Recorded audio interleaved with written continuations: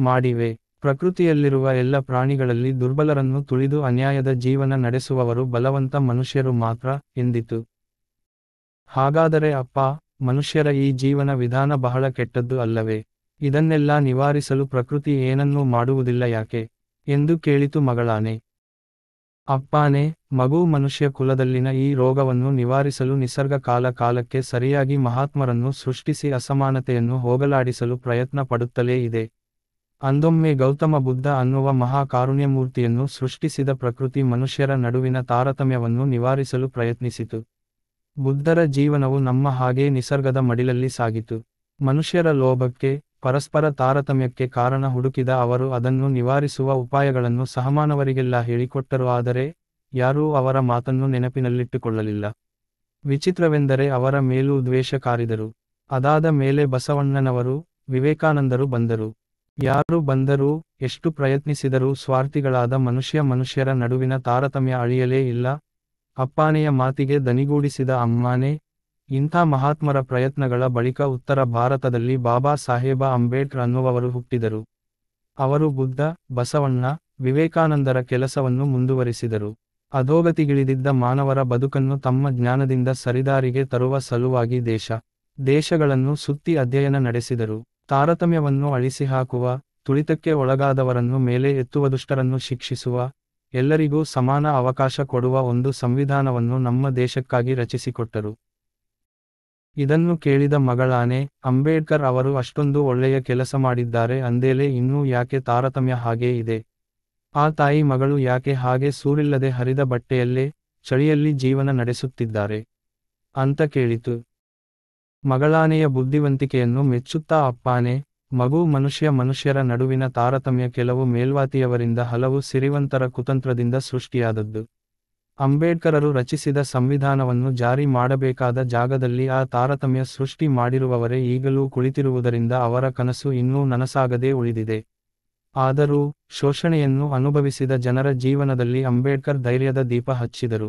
ಶೋಷಿತರೆಲ್ಲ ಸಂಘಟಿತರಾಗಿ ಅಸಮಾನತೆಯ ವಿರುದ್ಧ ದನಿಯೆತ್ತಿದರು. ಈಗಲೂ ಪ್ರತಿಭಟಿಸುತ್ತಲೇ ಇದ್ದಾರೆ, ಅಂದಿತು.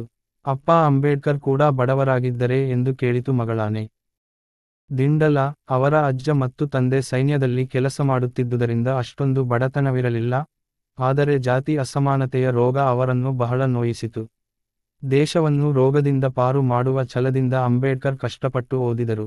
ವೈಯಕ್ತಿಕ ಜೀವನದಲ್ಲಿ ಒಂದಿಷ್ಟೂ ಸುಖವನ್ನು ಅನುಭವಿಸಲಿಲ್ಲ.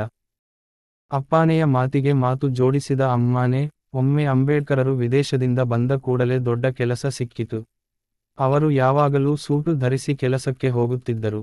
ಅವರ ಹೆಂಡತಿ ರಮಾಬಾಯಿ ಅಂಬೇಡ್ಕರರ ಕೆಲಸಕ್ಕೆ ಆಸರೆಯಾಗಿದ್ದರು. ಮನೆಯ ಕಷ್ಟಗಳನ್ನು ಅವರ ಹತ್ತಿರ ಹೇಳುತ್ತಿರಲಿಲ್ಲ. ಒಂದು ದಿನ ಅಂಬೇಡ್ಕರ್ ಕೆಲಸ ಮುಗಿಸಿ ಮನೆಗೆ ಬಂದರು. ರಮಾಬಾಯಿ ತಾವು ಉಟ್ಟಿದ್ದ ಸೀರೆಯ ಇನ್ನೊಂದು ಹರಿದ ಭಾಗವನ್ನು ಸೂಜಿಯಿಂದ ಹೊಲಿದುಕೊಳ್ಳುತ್ತಿದ್ದರು. ಇದನ್ನು ಕಂಡ ಅಂಬೇಡ್ಕರರ ಕಣ್ಣಲ್ಲಿ ನೀರು ಬಂತು.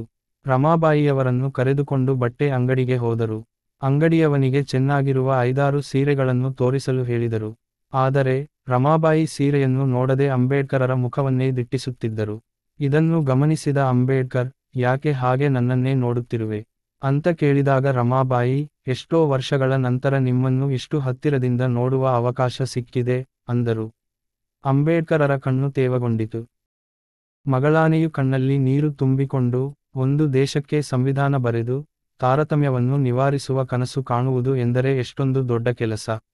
ಅಷ್ಟು ದೊಡ್ಡ ವ್ಯಕ್ತಿಯು ತನ್ನ ವೈಯಕ್ತಿಕ ಜೀವನದ ಬಗ್ಗೆ ಯೋಚಿಸದೆ ನಮ್ಮ ಹಾಗೆ ದಾರಿಯುದ್ದಕ್ಕೂ ಅಡೆತಡೆಗಳನ್ನು ನಿವಾರಿಸಿಕೊಂಡು ನಡೆಯುವುದೆಂದರೆ, ಸಮುದ್ರ ಸೇರುವ ನದಿಯು ಬೆಟ್ಟ, ಗುಡ್ಡ, ಹಳ್ಳ, ದಿಣ್ಣೆ, ಕೊರಕಲುಗಳಲ್ಲಿ ಸಮಭಾವದಿಂದ ಹರಿದ ಹಾಗೆ ಅಲ್ಲವೇ, ಅಂದಿತು.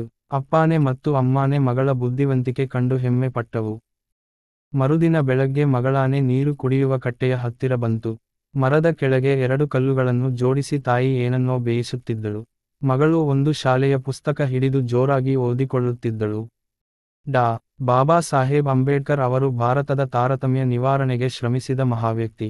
ಅವರು ತಮ್ಮ ಬದುಕಿನಲ್ಲಿ ಎದುರಾದ ಸಂಕಷ್ಟಗಳನ್ನು ನಿವಾರಿಸಿಕೊಂಡು ಆನೆಯ ಹಾಗೆ ನಡೆಯುತ್ತಾ ತಮ್ಮ ಗುರಿ ಸಾಧಿಸಿದರು. ಮಗಳಾನೆ ಮರೆಯಲ್ಲಿ ನಿಂತು ಆ ಹುಡುಗಿ ಓದುತ್ತಿದ್ದ ಪಾಠವನ್ನು ಕೇಳಿಸಿಕೊಳ್ಳತೊಡಗಿತು.